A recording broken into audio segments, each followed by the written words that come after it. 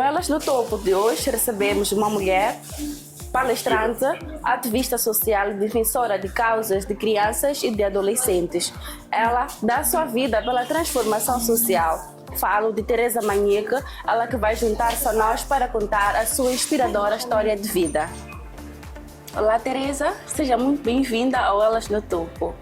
Muito obrigada, Malaika, é um prazer muito grande estar aqui. Quem é a Teresa? Por detrás da ativista, da palestrante, da defensora de crianças e de mulheres que a gente vê?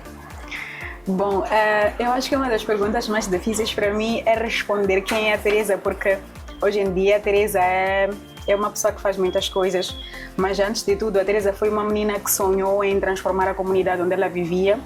É uma menina que defende causas sociais, principalmente de mulheres e raparigas.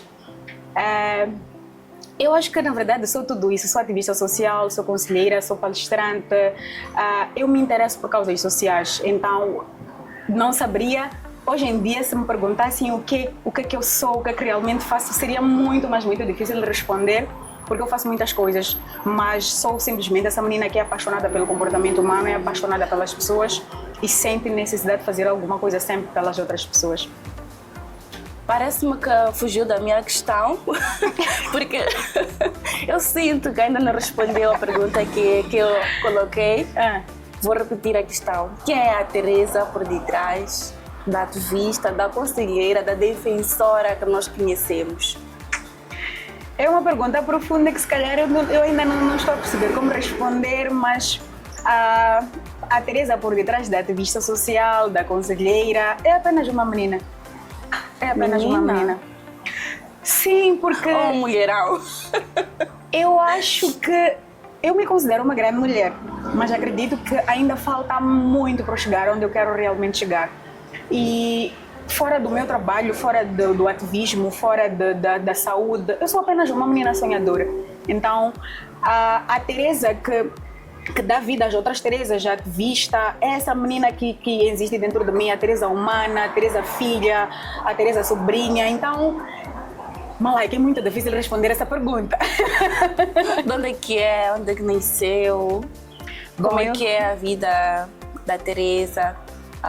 Olha, como é que é a relação com os seus familiares, amigos? Bom, depois é que vamos entrar para assuntos mais... assuntos da nação, né? Ok. Eu sou natural de Maputo, nasci e cresci em Maputo. Sou a filha mais nova do meu pai. Meu pai tem 2 filhas só, eu sou a filha mais nova. E cresci num contexto muito tradicional. Meu pai é natural de Gaza e vem de uma família extremamente tradicional. E eu acho que fui uma das primeiras pessoas na família a quebrar tabus ou a sair um pouco da caixinha. Porque venho de uma família que é realmente tradicional em todos os aspectos, inclusive nos aspectos de saúde. E lembro que aos 15 anos de idade eu já era apaixonada pelo comportamento humano, já era extremamente curiosa. E para a minha família não era normal falar sobre preservativos ou encontrar preservativos. Lembro que tive um choque muito grande com meu pai quando eu comecei a fazer parte da geração bis e ele viu-me com aqueles métodos. Para ele foi assustador, porque eles associavam a ideia de tu teres conhecimento, tu já teres aquilo, já estás a picar. Então, a minha relação com eles é boa, mas reconheço que eu não quis ser um padrão na família, fugi um bocadinho e senti que em algum momento para eles é um certo desafio. Quando tu nasces num contexto onde existe um padrão e tu sais um bocadinho do padrão, para eles é um pouco assustador, eles não entendem como alguém que quer descobrir coisas novas, mas a minha relação com eles é ótima e eu acho que é basicamente isso.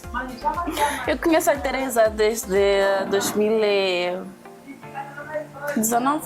Sim. Ou antes? Não, antes.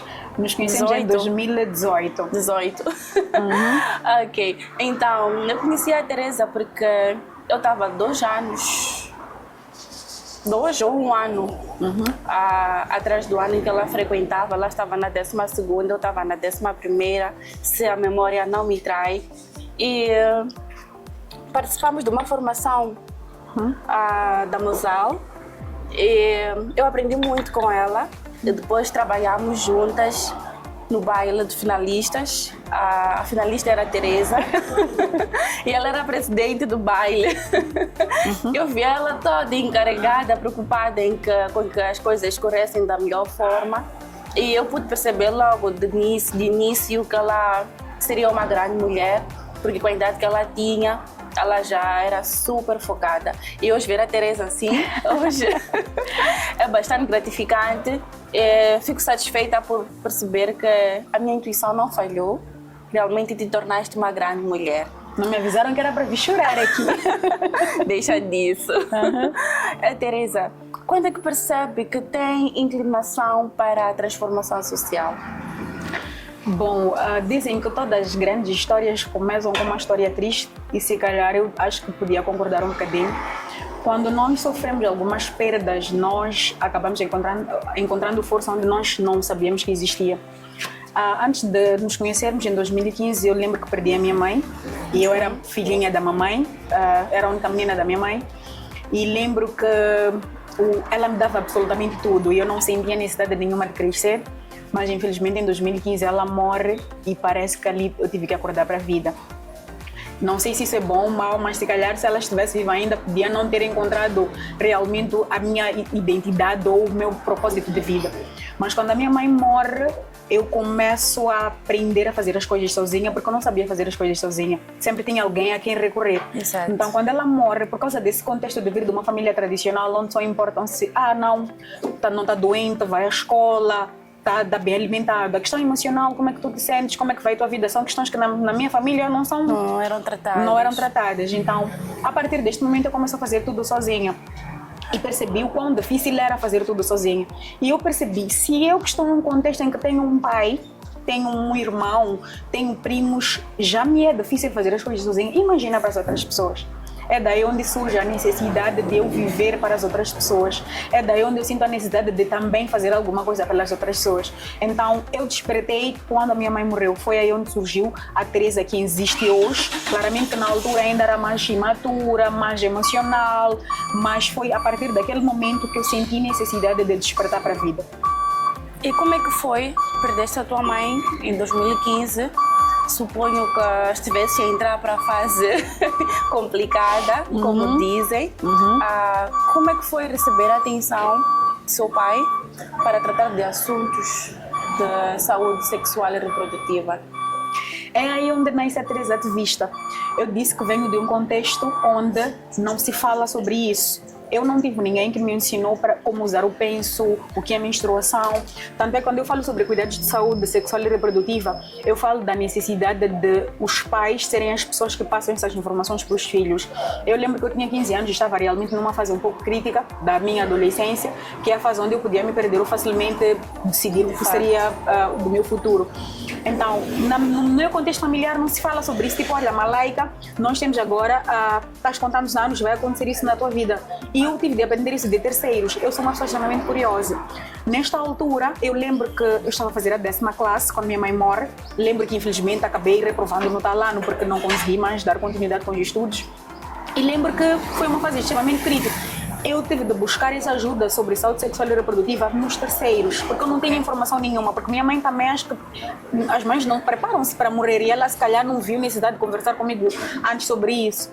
E eu consigo perceber que no nosso contexto moçambicano, normalmente são as mães que são encarregadas de falar sobre saúde sexual e reprodutiva com os filhos. Mas no meu caso, por exemplo, minha mãe morre e eu fico sem uma mãe. Quem que ia falar sobre isso comigo? Meu pai, perdão, a expressão era arcaico, para ele só tratava sobre coisas que estão ligadas aos homens. Então, nesta altura, eu tive apoio de terceiros. Foi onde eu percebi que existe uma grande lacuna na nossa sociedade. Os pais encarregados de educação, principalmente os homens, não têm educação sexual. Se eles não têm, dificilmente vão passar isso para os filhos. Mas de uma certa forma eu percebo, porque vem de um contexto muito antigo. Eles também não tiveram educação sexual e normalmente a parte de educação sexual sempre passam para a mulher. Tu é que tens que fazer. Mas as nossas mães também não nos preparam. Elas esperam chegar à fase para depois simplesmente dizer só tens que usar o penso. Quais são os cuidados que tu tens que ter? O que é que acontece durante aquela fase? Não nos ensinam. Então nesta fase foi um pouco crítico para mim, porque eu não tive o apoio das pessoas da minha família. Não porque se calhar eles não quisessem, mas porque eles não sabiam qual era a importância de ter aqueles cuidados. Tive de aprender isso de terceiros. Foi onde comecei já na geração bis, onde fui aprender o que é menstruação, como é que funciona, quais são os cuidados que tenho que ter. É por isso que comecei a me tornar ativista, para que através de mim outras meninas pudessem também ter acesso a essa mesma informação, porque eu acreditava que não era a única menina que estava num contexto familiar onde não se falava sobre isso. Falou aqui que a sociedade encarregou a mulher de tratar sobre assuntos de saúde sexual e reprodutiva, perdão, e considera importante que os homens tenham conhecimento sobre isso e saibam lidar com as suas filhas para falar sobre isso? Sim, considero. Nós temos aquilo que chamamos de terapia comunitária integrativa, que é trabalhar basicamente com todas as pessoas. Um exemplo muito claro, uma laica, é que eu trabalho com raparigas, trabalho com adolescentes jovens. Quando estão comigo, elas são meninas informadas, empoderadas em termos de informação, mas elas depois voltam para um contexto onde, dentro de casa, na própria comunidade. Se eu trabalho somente com uma laica, posso estar a fazer um trabalho muito grande, mas não é completo. Porque a mesma malaica vai voltar para o mesmo contexto familiar que proíbe os hábitos que se calhar eu vou passar. Agora, quando nós começamos o problema a cortar pela raiz, que é trabalhar com os pais, nós estamos a capacitar uma comunidade inteira. Okay. Os pais encarregados de educação devem tirar da cabeça de que a ideia de falar sobre saúde sexual e reprodutiva é papel simplesmente da mulher. Tanto é que os pais também devem participar nessas campanhas de sensibilização, porque acontecem coisas como o meu caso. Perdi minha mãe e fiquei com meu pai. Não tive informação. E se calhar, se não tivesse sido curiosa ao ponto de ir ali, um pouco aqui, conhecer pessoas diferentes, se calhar eu teria me perdido naquela fase. Podia ter engravidado, podia ter mantido relações sexuais desprotegidas ao ponto de ter algum tipo de infecção, alguma doença. Então, sim, é o papel de passar informações, qualquer que seja, sobre saúde, sobre vida adulta, não é da mulher, é do homem e da mulher, é dos pais encarregados de educação. Qualquer pessoa, qualquer ser humano que tenha responsabilidades com outras pessoas, é dever dessa pessoa passar informações. Então, há uma necessidade muito grande das pessoas entenderem que onde nós temos mulheres e homens a trabalharem em prol da juventude, nós estamos a capacitar uma comunidade inteira. Então, não é malaica casada aí dentro de casa, malaica é a única pessoa que tem que falar somente sobre saúde sexual e reprodutiva. Porque as crianças... uma missão de ambos que geraram aquela criança. Exatamente. Porque se dentro de casa eu não tenho, por exemplo, uma mãe, só tenho um pai, porque minha mãe morreu, e só tenho meu pai, eu não posso falar abertamente sobre sexo com meu pai dentro de casa, eu corro o risco de buscar uma informação do lado de fora, que pode não ser a mais correta. Então, há uma necessidade de nós, como pessoas, entendermos que o papel de informar os adolescentes é nosso e não é um papel que varia de gênero. Sofreu algum tipo de preconceito familiar? Porque mencionou que vem de uma família muito tradicional e de repente apareces e falas exatamente sobre um assunto que é visto como tabu.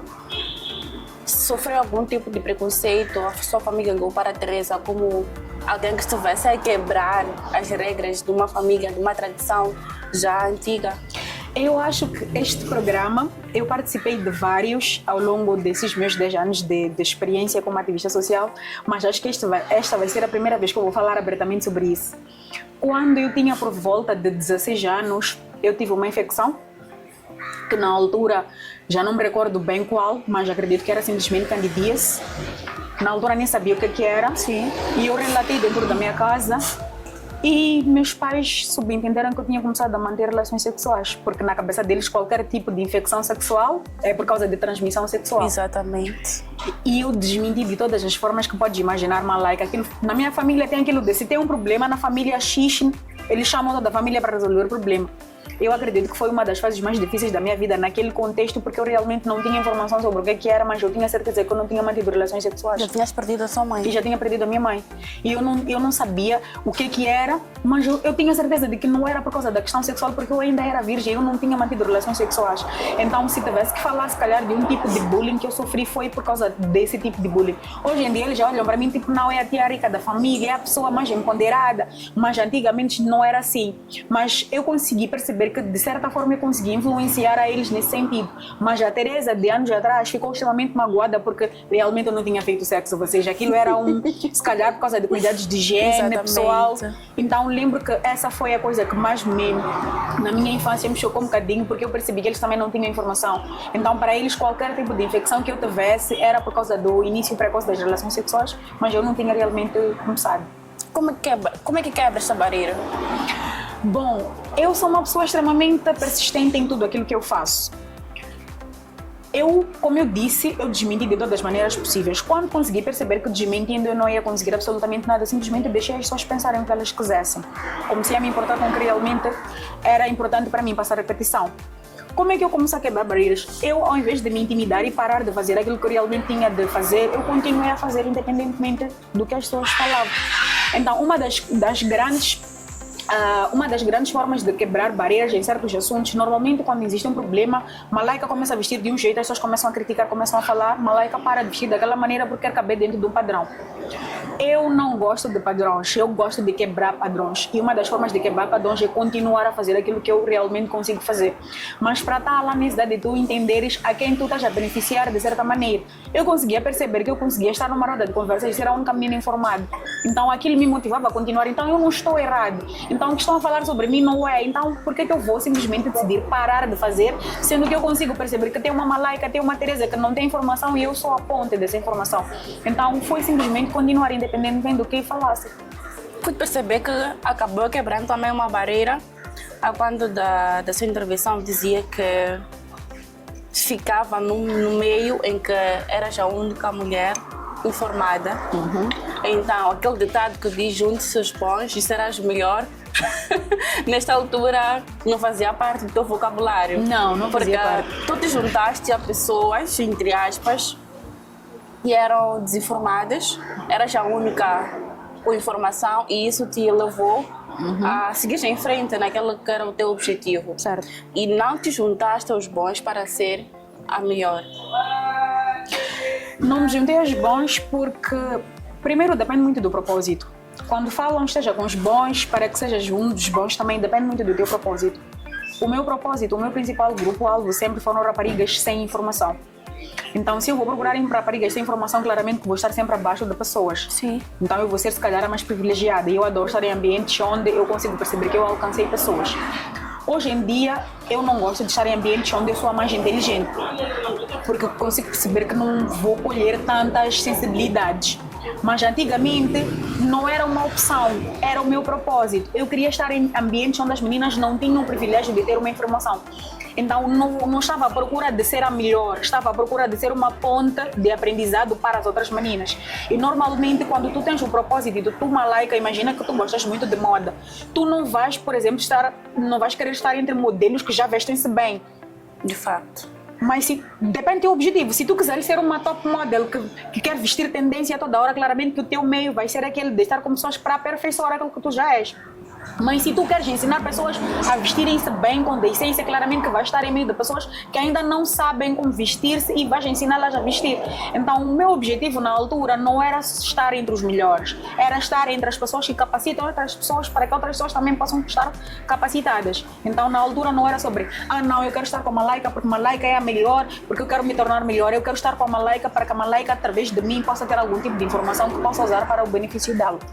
Isto está a ser interessante porque quando querias estar no meio de pessoas que não eram informadas, era o teu propósito ser uma ponte, tu conseguiste.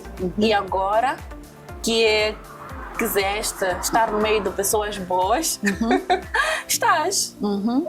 É interessante, nós chamamos isso de desenvolvimento, fases. A Teresa de 10 anos atrás não sabia se calhar nem falar direito, nem como comunicar para muitas pessoas. Hoje em dia consigo perceber, a Teresa consegue se adequar a todos os ambientes. A Teresa de hoje continua a ser uma pessoa que é uma ponte para as outras meninas. Mas para cada fase da minha vida eu consigo perceber que é uma necessidade de haver um tipo de desenvolvimento para mim. Eu consigo ser as duas coisas. Hoje em dia quero andar com a Malaika porque sei que a Malaika vai me levar para ambientes, vai me permitir conhecer coisas que eu não conheço. Mas ainda assim sou ponte também de referência para algumas raparigas. Então tudo é uma fase. Se a Malaika sonha em ser uma CEO, tem fases por onde deve passar. Não é só simplesmente acordar e dizer eu quero ser CEO.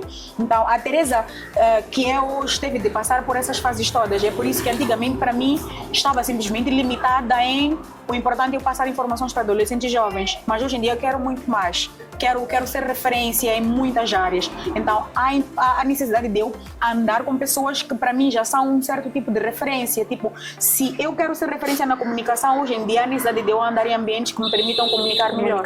Então depende muito do propósito. Agora tem os dois, claramente, continuam a ser alguém que as pessoas buscam para ter algum tipo de informação, principalmente adolescentes e jovens, mas ao mesmo tempo trabalho na Teresa individual, sem ser ativista, sem ser psicóloga, sem ser conselheira de saúde. Então depende muito do propósito de cada um. E o que é que acha que precisa ser mudado em prol do bem-estar das raparigas e adolescentes? Bom, uma das grandes coisas que eu sempre costumo falar são os estereótipos de género. Feliz ou infelizmente, nós ainda temos papéis definidos para homens e mulheres. E eu acho que também é um assunto que devia ser falado. Na próxima, por favor, convidem para falar sobre a questão da própria independência ou empoderamento feminino. Ok. Nós estamos numa sociedade onde nós já nascemos com padrões definidos. Malaika nasce, já tem cores definidas para Malaika, já tem profissões escolhidas para Malaika. Hoje em dia eu fico muito feliz porque consigo perceber que nós quebramos certos padrões. Tanto é que estamos aqui as duas já num programa. Antigamente isso não era possível, desde já estão de parabéns. Uma das coisas que eu acho que dificulta um bocadinho a vida das raparigas são os papéis sociais. Nós meninas somos muito limitadas, digo nós, porque as pessoas podem dizer não, Teresa, mas aqui em Maputo nós já conseguimos trabalhar, já conseguimos. Não é assim como realmente funciona. Eu estive há pouco tempo em Gaza, Sim. Manja Casa, e a realidade daquelas meninas de lá... Choraste muito. Chorei muito, viste? A realidade daquelas meninas de lá é totalmente diferente da realidade da Teresa, que tem como escolher o que quer comer, o que quer ser. Então, se nós quebrássemos a ideia de que mulheres nasceram para servir simplesmente aos homens, nós teríamos meio caminho andado. Então, para mim, uma das grandes dificuldades que ainda temos, que ainda persiste, é a ideia de que as mulheres nasceram simplesmente para servir. Essa desigualdade que existe de género em relação aos homens. Os homens são seres privilegiados. Eu não falo dos homens de Maputo, porque os homens de Maputo depois vão dizer, quando estiverem a assistir o programa, mas hoje em dia as mulheres são empoderadas, sim, as mulheres de Maputo, algumas, mas nas províncias não é assim como realmente funciona. Eu, Teresa, fico muito triste quando olho para a minha carreira, quando olho para mim eu digo, olha, eu posso acordar e dizer vou trabalhar, posso acordar e dizer eu não quero esse relacionamento, quero outro, mas não é assim como realmente funciona para as meninas de lá. A pessoa completou 15 anos, passa por ritos de iniciação, já tem pretendentes, já tem pessoas que querem casar com ela, ela não tem essa liberdade de escolher o que é que ela quer. Então, a questão de estereótipos de género, para mim, é uma das grandes barreiras que nós temos, que faz com que muitas meninas não avancem, não desenvolvam. Claramente conseguimos mudar uma e outra coisa, mas acredito que ainda temos um longo caminho pela frente, mas podíamos começar por quebrar este padrão de que Teresa nasceu para servir e João nasceu para ser servido. Infelizmente, é o que a nossa sociedade vive. A mulher, ela nasceu para cuidar do lar, para cuidar das crianças. Se for para exercer alguma atividade, que seja para fazer algo muito simples. Não pode lidar com eletricidade, com engenharia de alguma coisa, mas eu penso que estamos a caminhar para isto, porque hoje em dia já tem mulheres que fazem engenharia eletrônica, mecânica, estão a exercer atividades que antigamente eram vistas como atividades somente para os homens. Porém, ainda temos esta barreira a ser quebrada. E como é que a Teresa vê esta questão? O que é que pode ser feito para que essa barreira seja quebrada? A primeira questão é normalizar que não existe trabalho de homem e de mulher. E não existe direito de homem, existe direito da mulher. Existem direitos... colocar isso na cabeça de uma xangá? Educação. A educação é o melhor processo para quebrar padrões. Uma menina escolarizada não vai ser uma menina que acorda simplesmente faz deveres de casa. Eu lembro que eu estive num podcast e eu disse que a educação é o melhor caminho para empoderar e transformar as raparigas ou o mundo no geral. Então, uma das primeiras coisas que nós precisamos é educação. Se Malaika perceber, as pessoas, muitos adultos fazem as coisas não porque entendem, mas porque foi um padrão. Eles vão levando da vida de etapa para etapa. Teu pai vai te ensinar aquilo que ele aprendeu. Porque ele aprendeu do avô dele, do pai dele. Então, uma das coisas que nós temos de fazer é educar as pessoas. É por isso que nós estamos a lutar agora para reter a miúda na escola, porque nós conseguimos perceber que uma pessoa que estudou e uma pessoa que não estudou, a capacidade de pensar é diferente. É totalmente diferente. Então, uma das melhores formas de nós quebrarmos esses padrões é a questão da educação, tanto para o homem como para a mulher. E as pessoas sempre depois perguntam, principalmente para as causas. Temos agora, por exemplo, Elas no Topo, é um programa para mulheres. Malaika, mas por que pensaram nelas no topo? Porque conseguem perceber que as mulheres são um grupo mais vulnerável. Não que nós não estejamos preocupados com os homens, mas a questão é o que é que nós temos de fazer para reter essa menina na escola. porque as raparigas são o nosso grupo-alvo, são as mais desfavorecidas. Então eu acredito que o processo de educar as raparigas é a melhor forma de quebrar este tipo de padrão na nossa sociedade. Uma menina que estudou, uma menina que tem conhecimento, consegue discutir melhor, consegue fazer escolhas mais acertadas do que aquela que não estudou. É verdade.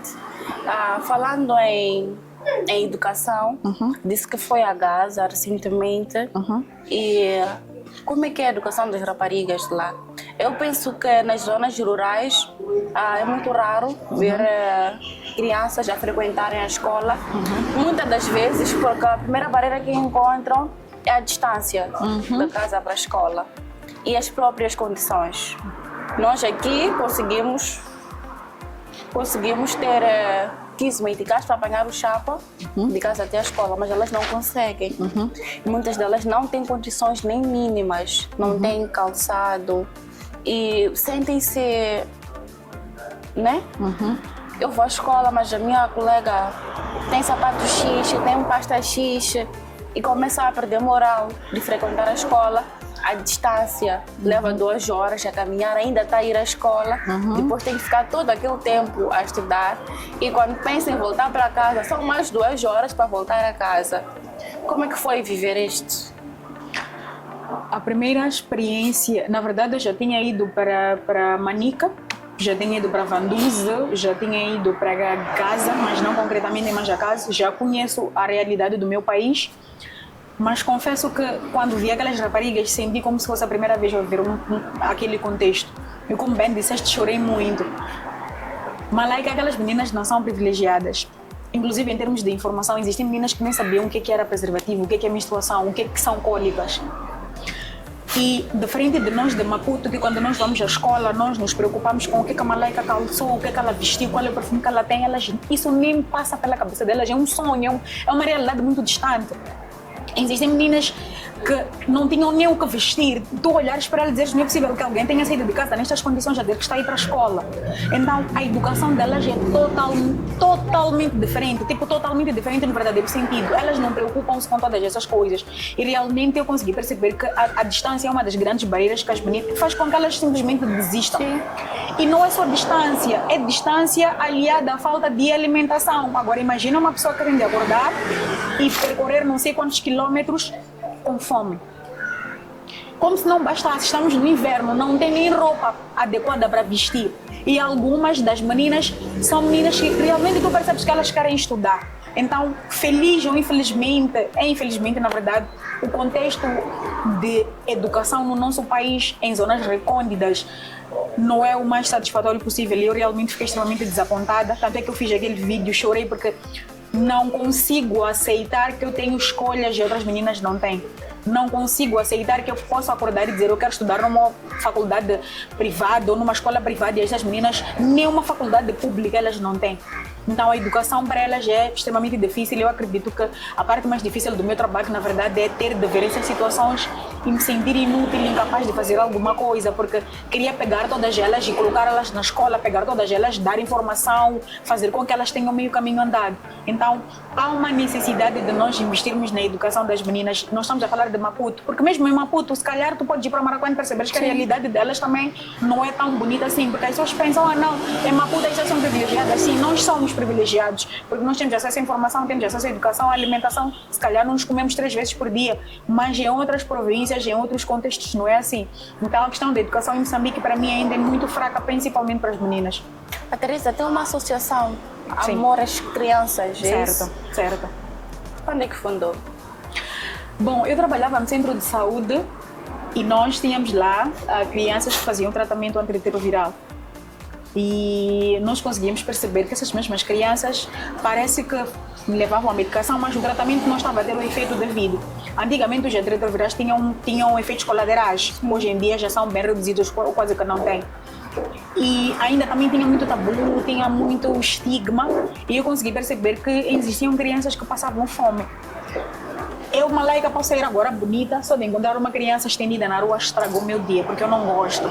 Não que eu goste de ver os adultos a sofrer, mas quando são as crianças parece que elas mexem muito mais comigo. Elas não têm culpa. Não tem culpa.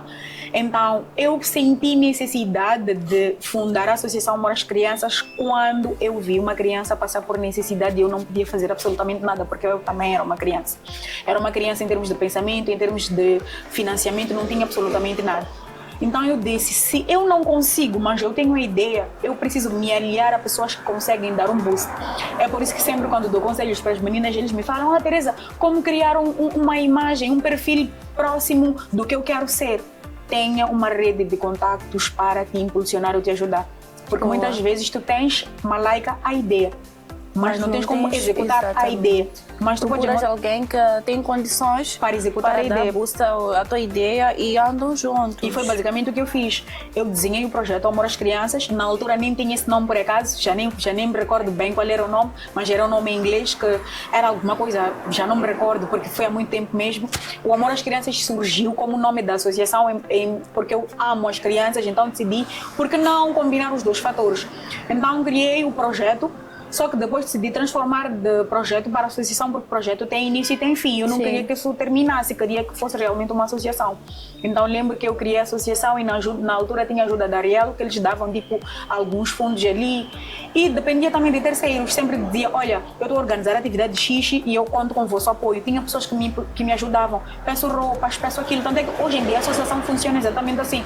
Nós não temos um financiador fixo. Nós funcionamos exatamente através de pessoas, de doações. Anualmente nós temos 2 atividades. A primeira que é Inverno Solidário e depois a segunda que é Natal Solidário. E nós sempre identificamos uma zona que nós queremos afetar e através disso nós começamos a angariar fundos de outras pessoas. Então surge o Amor às Crianças por causa do meu amor pelas crianças, porque eu queria fazer alguma coisa para ajudar essas crianças. Tanto é que nós ajudamos crianças dos orfanatos. Por acaso eu sou madrinha de uma criança no orfanato do Honório, no orfanato Arco-Íris também. Então surge a partir daí de sentir que eu posso fazer alguma coisa. E eu sempre digo, Malaika, qualquer ser humano, qualquer pessoa tem de ter a capacidade de identificar pelo menos um problema que afeta a sua comunidade e trabalhar nele. Não é possível que tu consigas resolver 10 problemas da tua comunidade, mas não podes ficar conformado e não estar a fazer nada para onde tu estás a viver. Se o teu trabalho não alcança as pessoas, para mim não estás a fazer absolutamente nada. Então foi daí onde surgiu o lema, eu preciso fazer alguma coisa pelas crianças. É muito? Não, é alguma coisa sim. Então quanto mais eu me manter naquele caminho e continuar a fazer, algum dia as portas vão se abrir. Foi basicamente o que aconteceu. Tanto é que hoje em dia a Associação Amor às Crianças já é uma associação conhecida, participa em projetos que me convidam como Associação Amor às Crianças. Teremos agora, por acaso, de 6 a 12 de agosto, perdão, a Semana Nacional da Juventude, e a minha associação também estará lá bem representada. Então foi daí onde surgiu. E essa ideia de que não precisamos de muito para fazer alguma coisa, que aos poucos os fundos vão aumentando e vai tornando-se algo grande, não serve só para questões de transformação social, mas também para a nossa vida pessoal, para quem quer iniciar um negócio e está à espera de ter milhões na conta para avançar com isto. Pode não chegar. Pode não chegar. Ou pode chegar e morrer. Aí está. Então é importante que... Exato. Imagina, Malaika, que tu tiveste a ideia de criar elas no topo, mas tu só tens uma câmera de celular. Tu começas exatamente assim como funciona. O que vai acontecer? Dependendo do teu empenho, do impacto que o teu trabalho vai ter, as coisas vão começar a fluir. Tem aquele ditado de nós batemos a pedra... Como é que bate até que fura. Né? Exatamente. O que faz com que... Não é porque decidiste bater pela 10ª vez que aquilo abriu. Foi por causa da tua consistência. Tu bateste muitas vezes até que aquilo ficou leve até abrir. Então, há necessidade das pessoas, primeiro, começarem com o que podem, com o que têm, e mais tarde com o que vai acontecer, não se difere de um trabalho. Para mim, hoje em dia, não faz sentido um jovem dizer eu não estou a trabalhar porque eu não tenho o emprego que eu quero. Comece com o que tu podes, com o que tens, e depois escolhes o que tu queres fazer no futuro quando as condições permitirem. Então eu comecei com aquilo que eu podia. Hoje em dia tenho pessoas que me apoiam e ainda estamos a fazer o trabalho. Falando nisso, eu vi um meme ontem que dizia: agora já és camponês. Depois a pessoa respondia: eu faço tudo que dá dinheiro. Está aí. Tipo, se aparecer um emprego que aparecer o quê? Auxiliar de limpeza, eu faço. E as pessoas não entendem. Se Malaika pegar no meu CV ou no meu perfil, há de perceber que eu fiz parte de muitas organizações. Não porque me davam dinheiro, porque eu acho que depende muito. Todo adulto quer dinheiro. Todas as pessoas querem dinheiro. Uma das grandes motivações de nós acordarmos todos os dias à busca de oportunidades é porque nós queremos dinheiro.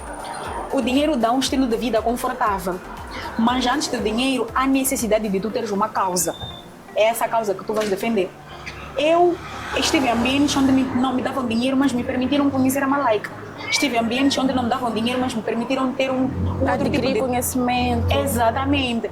Então, outro problema é que nós, como jovens, nós só queremos fazer aquilo que aparentemente tem status e que nos dá dinheiro. Mas, às vezes, o teu lugar não é ali onde tem dinheiro. Se calhar o dinheiro vai demorar para chegar. E durante esse tempo, o que é que vais fazer?